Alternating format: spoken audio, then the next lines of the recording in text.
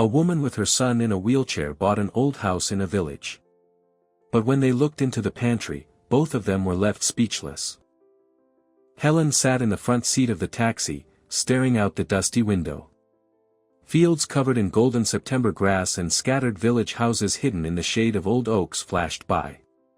In the back seat, her 16-year-old son Matthew sat silently, looking the other way. His face, usually full of life, was now sullen, his eyes dim. Helen felt her heart ache for him, but she tried to stay strong. They were heading toward a new life, into an old house bought with the last money from selling their city apartment. It was their chance to start over.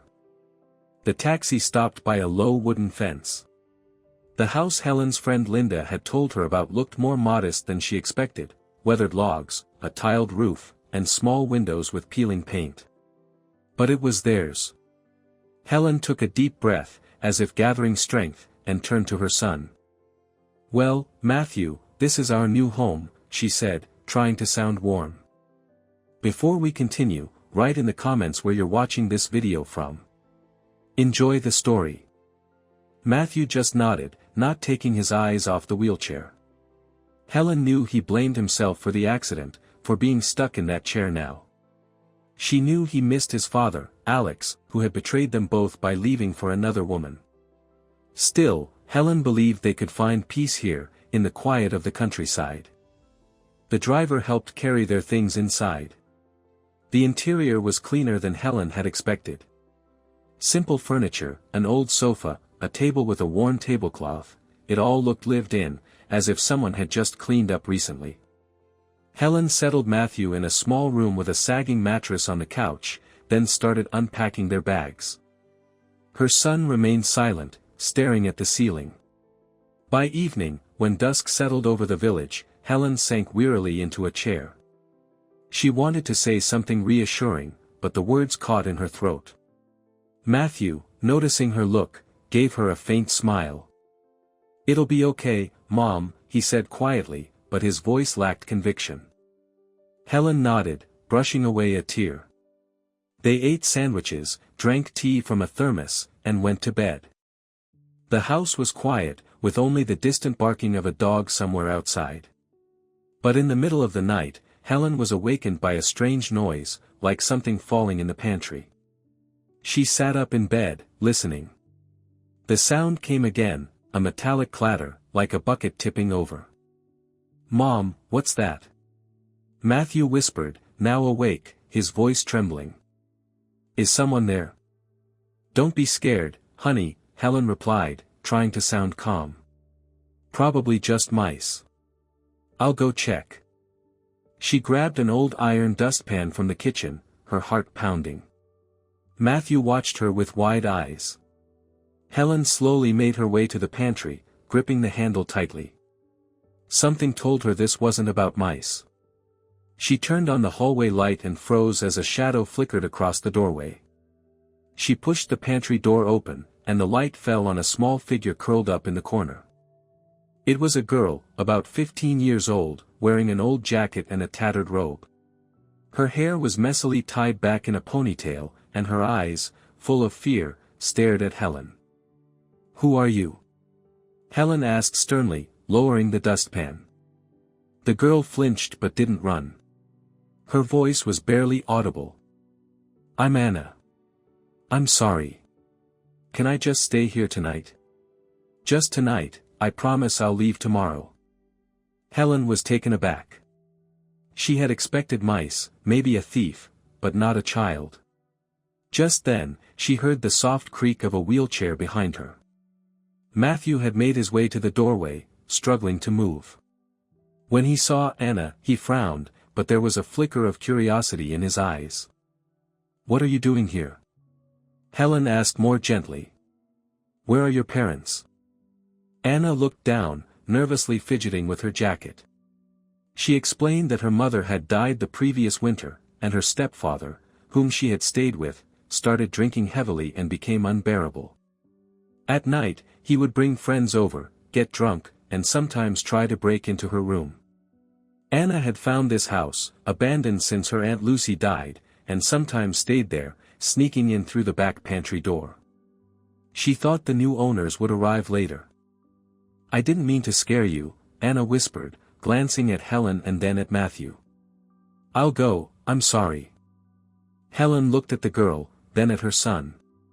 Matthew, who usually avoided talking, suddenly said, "Let her stay for now, Mom. We've got 3 rooms. There's space." Helen was surprised, but in her son's voice she heard something new, a spark of interest that hadn't been there since the accident. She nodded. "Come on into the kitchen," she said to Anna. "We'll have some tea. You can tell me everything." Over tea, Anna told them more. Her stepfather turned violent when drunk. That night, she had run away when he started another rampage. She had knocked over a basin in the pantry while trying to settle in the dark. Helen listened, feeling anger boil inside her. How could anyone treat a child that way? Matthew said nothing, but his eyes stayed fixed on Anna. Helen noticed how he clenched his fists, as if sharing her pain. "Stay," Helen finally said. "We'll figure things out tomorrow." Anna gave a grateful smile, and for the first time that evening, Matthew didn't look so distant.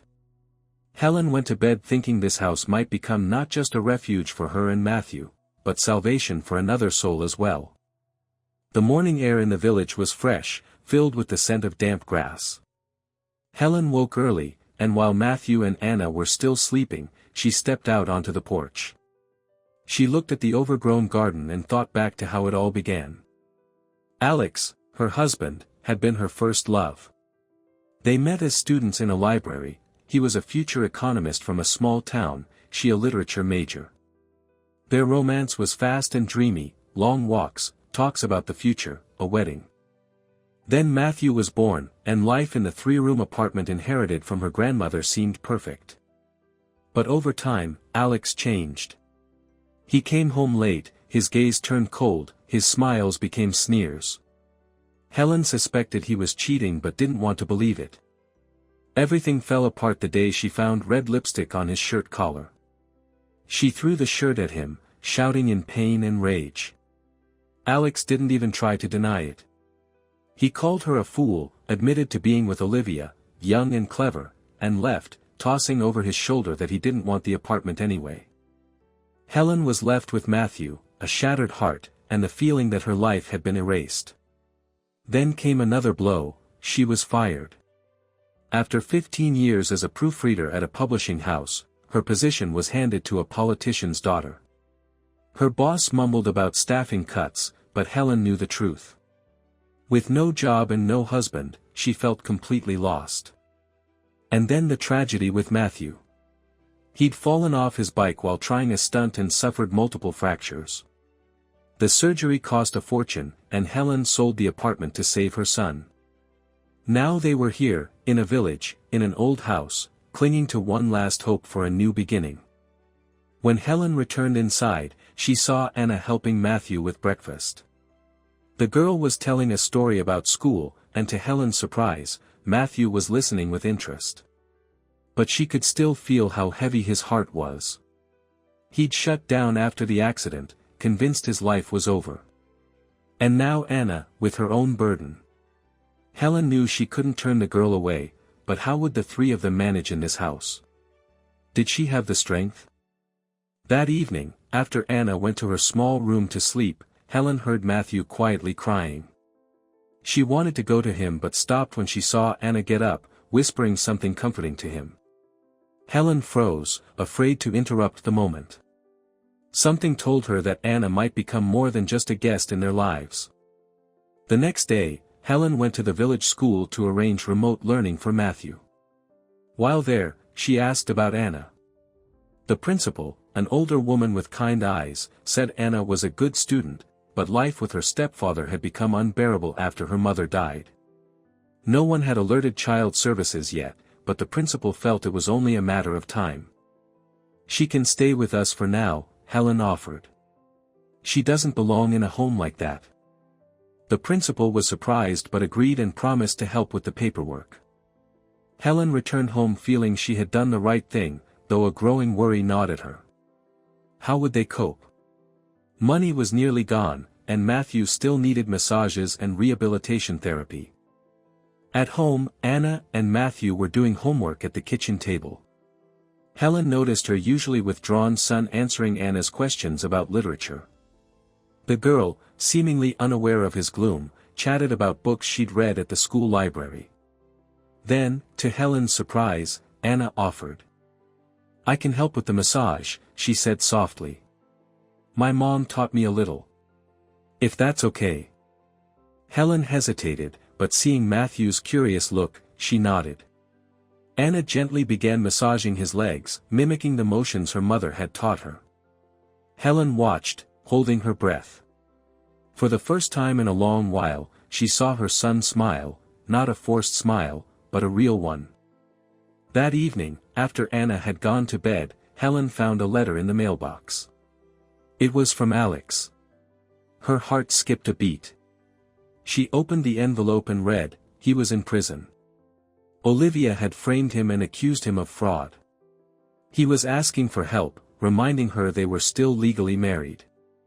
Helen crumpled the letter, feeling old wounds rip open. But now she knew, there was no going back. She would file for divorce. Helen sat in the kitchen, staring at the crushed letter. Alex had written that he needed her to send him packages, that she owed him. She remembered his words before he left, "You'll never be half the woman she is." Her fists clenched, but the tears still came. How could he? He hadn't just betrayed her, he had abandoned their son, never once visiting him in the hospital. Noticing her distress, Matthew wheeled himself over. "Mom, what's wrong?" he asked, frowning. Helen didn't want to upset him, but she didn't hide the truth either. She told him about the letter, the prison, and how Alex was demanding help. Matthew turned pale, his eyes flaring with anger. "He left us," he nearly shouted. "Why are you even reading his letters?" Helen hugged her son, feeling him tremble in her arms. At that moment, Anna quietly stepped into the kitchen. She sat beside them, and after a pause, said softly. "My stepdad left me too. Not physically, but it's like he forgot I even exist. You know, Matthew, it hurts, but we're stronger than them. You have your mom. And now, you have me too. We'll get through this." Matthew looked at Anna, and his anger began to fade. Helen could see her words reaching him. She knew now, tomorrow she would file for divorce. Alex was no longer part of their lives. Helen woke early, just as the sky above the village began to lighten. The letter from Alex, still on the kitchen table, seemed to radiate cold. She read it again, his rushed handwriting, his demands, reminders that she was still his wife. She clenched the page, but there was no pity left in her heart. She knew she had to close this chapter, for herself, for Matthew, for their future. Today, she would go into town and file for divorce. The road into town was long. The bus rattled along bumpy roads past fields and forests. Helen stared out the window but saw only Matthew's face, his dimmed eyes, his clenched jaw when he spoke of his father. She remembered him as a little boy running to Alex, laughing, as his dad tossed him into the air. Where was that father now? Helen wiped away a tear and sat up straighter. She would do everything for her son. In town, in a cramped office, Helen filled out the paperwork. The lawyer, an older woman with tired eyes, looked at her with sympathy. "Are you sure you're ready for this?" she asked gently. Helen nodded. Her voice was steady. "Yes.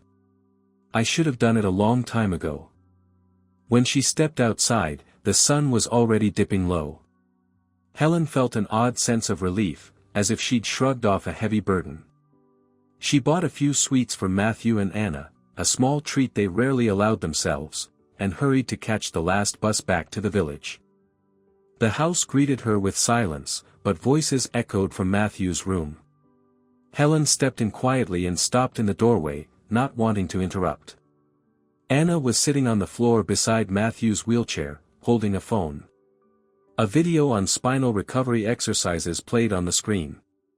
Frowning in concentration, Anna explained. "Look, Matthew. It says here to slowly lift your leg, like this. Feel your muscles. Try again." Matthew, jaw clenched, stared at his legs like they belonged to someone else. His face was tense. Sweat glistened on his forehead. Helen held her breath, her heart pounding. She could see her son battling himself, fighting pain, fear, the hopelessness that had weighed him down since the accident. Anna, never breaking eye contact, encouraged him gently. "You can do this, Matthew. I know you can." Helen wanted to intervene, to say he shouldn't push himself too hard, but something in Anna's voice stopped her. There was so much belief in it, so much pure support, that Helen stayed frozen in place. Trembling, Matthew slowly lifted his right leg, just a few centimeters, but it was a miracle. He lowered it, then tried again with the left. His hands gripped the wheelchair's arms, his face flushed from the effort. And then, he stood. Unsteady, shaky, more of a balancing act than a real step, but he was upright. His knees trembled, but he stood, leaning on Anna, who had jumped up to support him. Helen felt the world stand still. She was afraid to breathe, afraid it was just a dream. Anna's eyes went wide, and she cried out in joy. "Matthew! You did it!" Matthew looked down at his legs in disbelief. His lips trembled, and his eyes filled with tears. He whispered, barely audible. I did it." Helen couldn't hold back. She rushed to him, wrapping him in her arms, hugging him as if afraid he might vanish. Tears streamed down her cheeks, hot and unstoppable. She stroked his hair, whispering, "My boy. I'm so proud of you. You're my hero." Matthew, still shaking, hugged her back. His arms, once weak, now held her tightly. Helen could feel his warmth, his breath. And in that moment, all the months of pain, fear, and despair melted away. It was their first step, not just Matthew's, but their families, their hopes. Anna, smiling through her tears, stepped back to give them space. Helen caught her gaze and whispered, "Thank you, Anna. Thank you." The girl nodded shyly, wiping her eyes with her sleeve. Helen could see how much this moment meant to her. Anna, who had lost her mother, had found more than just shelter in this house, she had found a family. And Helen knew, without Anna, that step might never have happened. The following months were filled with hard work, small victories, and quiet joy. Helen got a job as a secretary at the local municipal office. The work was modest, sorting papers, answering phones, but it provided the stable income they so badly needed. Helen came home tired, but every evening, Matthew and Anna were there, having transformed their old house into a place full of life. Anna was officially allowed to stay with them. The school principal, a kind woman named Valentina, along with the head of the municipality, convinced Child Services that Anna was better off in Helen's care. Anna, who at first had feared being taken away, now felt at home. She continued helping Matthew with massages, researching new exercises online. Her hands, thin but steady, repeated the motions her mother had taught her. Every evening after school, she would sit beside Matthew, patiently working on his legs, chatting about school or simply sharing little stories. Matthew, who had once believed his life was over, began to change. His eyes, once dim after the accident, now sparkled when Anna joked or teased him. He pushed himself hard, gritting his teeth through the pain, but he never gave up. Helen often paused in the doorway, watching them. She saw her son slowly coming back to life. Sometimes he would fall, and Anna would be right there, helping him up, never letting him give in to despair. One day, in early December, Helen came home to find them in the yard. Matthew, leaning on crutches made by their elderly neighbor Ivan, was trying to walk along a snow-packed path. Anna walked beside him, holding his arm, her cheeks red from the cold. Helen stopped, not wanting to interrupt. Matthew took several steps, his face tense but determined. Anna gently encouraged him. Just a bit more, Matthew. You're almost at the porch. And he made it. Slowly, unsteadily, but he did it. Tears welled up in Helen's eyes. She remembered the doctors saying there was almost no chance Matthew would ever walk again. But now he stood here, in their small village yard, taking steps that once seemed impossible. By New Year's Eve, Matthew could take a few steps without the crutches. That evening, the three of them sat around a table decorated with handmade garlands. Anna had brought a foil star from school, and together they decorated a little pine tree in the yard. Helen watched them laughing, bickering over where to hang the next ornament, her heart overflowing with warmth. It was their first New Year in the new house, and it felt special. Matthew raised a glass of fruit punch and, looking at Helen and Anna, said, "Thank you, for everything. I never thought I'd feel like this again, but you didn't let me give up." Anna blushed, and Helen squeezed his hand. She knew this was just the beginning. There was still a long road ahead, but now their home was filled with hope, fragile, yet powerful. The night before the holiday, the three of them decorated the house. Anna brought handmade garlands from school, and Matthew, sitting at the table, cut out paper snowflakes. Helen watched them and felt her heart swell with warmth. They had become a family, not the one she once imagined, but a real one. "Mom, can we decorate the tree outside?" Matthew asked, his eyes shining like they used to. Helen laughed, and Anna chimed in with excitement. They went outside and decorated the little pine tree with lights and ornaments. That night, as they sat around the festive table, Helen noticed Matthew and Anna exchanging glances. Their smiles were different, tender. And Helen wondered, could there be something more than friendship blooming between them? A year and a half passed, and the village house that once felt like Helen's last refuge had become the witness to new beginnings. Matthew and Anna graduated with honors. Their graduation night was full of laughter, dancing under the stars, and shy glances they thought no one noticed. Helen stood off to the side, watching her son, once confined to a wheelchair, walk confidently across the schoolyard, holding Anna's hand. She wiped away a tear, this time one of joy and pride. They had made it, together, step by step, they had brought each other back to life. Matthew got accepted into veterinary school, fulfilling a lifelong dream. As a child, he had always loved animals, watching the neighbors' cats for hours or helping Grandpa Ivan care for his old dog. Now that he could walk again, that dream became his guiding light. Anna chose medical school, inspired by all those evenings massaging Matthew's legs, mimicking the movements her late mother had once taught her. She dreamed of becoming a doctor, of saving lives, just like she once helped her friend. Helen looked at their determination and felt her heart swell. These two, so different, yet so alike in strength and spirit, were her family. Every weekend, they came back to the village, bringing laughter, stories of lectures, and tales of student life. Helen would bake their favorite casserole, and the house would fill with the scent of cinnamon and vanilla. She noticed the way Matthew and Anna looked at each other, the soft glances, the way their hands brushed at the table, how they smiled when they thought she wasn't watching. Helen smiled to herself, sensing that something deeper than friendship had taken root in their hearts. One crisp autumn evening, as the garden leaves turned to gold, Helen stepped out onto the porch with a cup of tea and saw them in the yard. Matthew and Anna were sitting on the old wooden bench they had repaired with Grandpa Ivan last summer.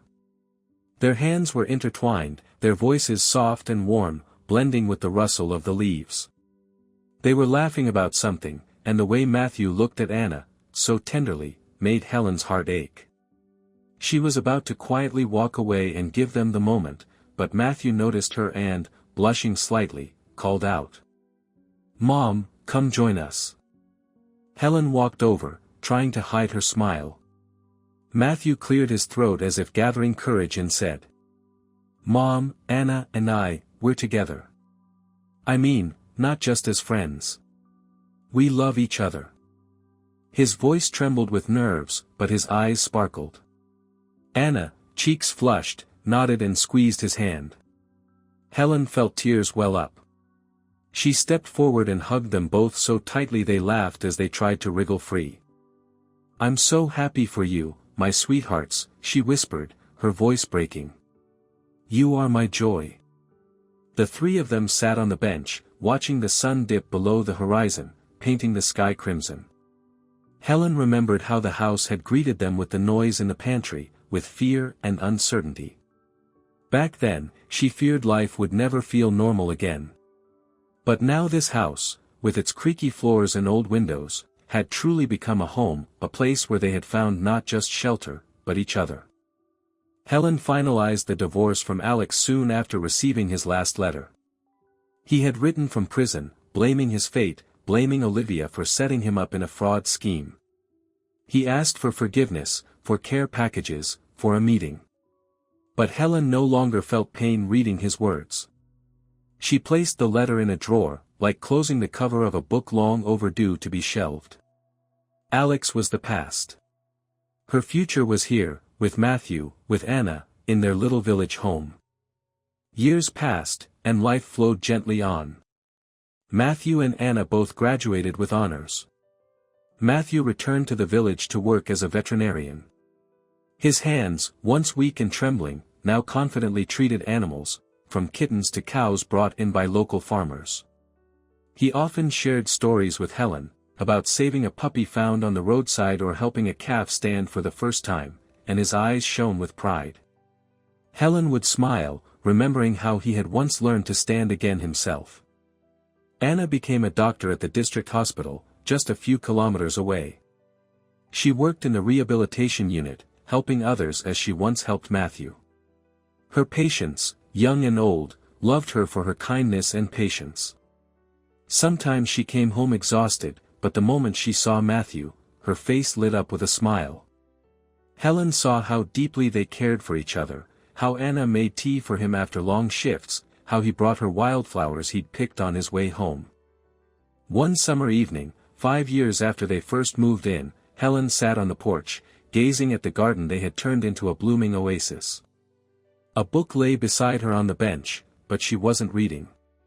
Her eyes were fixed on Matthew and Anna, walking hand in hand down the garden path. They stopped under the old apple tree. Matthew, laughing, picked an apple and offered it to Anna. She playfully pushed him away, then pulled him into a hug, and they stood still, as if the whole world belonged only to them. Tears welled in Helen's eyes again. She remembered how she used to cry at night, terrified Matthew would never walk again. She remembered Anna, the frightened girl in the pantry, who had become a daughter in every way but blood. And she remembered herself, broken and lost, but who had found the strength to carry on for the ones she loved. This house, once filled with fear and unknowns, had become their salvation. "Mom, why are you crying?" Matthew asked, noticing her. He and Anna came over, their faces full of concern. Helen shook her head and smiled through the tears. "It's from happiness, sweetheart. Because I have you." Anna sat beside her and hugged her, while Matthew placed a hand on her shoulder. They sat there together until the sun disappeared and the stars lit up the sky above their little village home. And Helen knew, no matter what the future held, they would face it together. Summer in the village was at its peak. The apple trees bent under the weight of ripe fruit, and the air was rich with the scent of herbs and blooming flowers. Helen sat on the porch of a house that, over the years, had become not just a refuge but a true hearth of warmth and love. But the peace was interrupted. A man slowly walked down the path toward the house. His once proud frame was hunched, his clothes worn, his eyes tired. Helen tensed, she recognized him. It was Alex. She hadn't seen him in 5 years, not since she filed for divorce and stopped answering his letters from prison. Her heart skipped. What was he doing here? Matthew and Anna noticed him at the same time. Matthew straightened, his face suddenly serious. Anna instinctively stepped closer, tightening her grip on his hand. Helen rose from the porch, old memories, hurt, betrayal, tears, rising inside her. But she pushed them down. She was no longer the woman who cried at night. She was strong. For herself. For her son. For Anna. Helen, Alex rasped, stopping a few steps away. His voice trembled, and there were tears in his eyes. Matthew, I got out a month ago. Helen stood silently, arms crossed. Matthew stepped forward, his gaze cold, but not burning with the rage it once held. Anna gently touched his shoulder, as if to remind him he wasn't alone. What do you want? Matthew asked.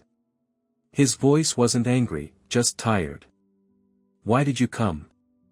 Alex lowered his head, nervously twisting his old cap in his hands. His face, lined with age, looked worn and heavy. He took one step closer, but stopped when he saw Helen stiffen. I came to ask for forgiveness, Alex said quietly, almost in a whisper. I was a terrible man. I betrayed you.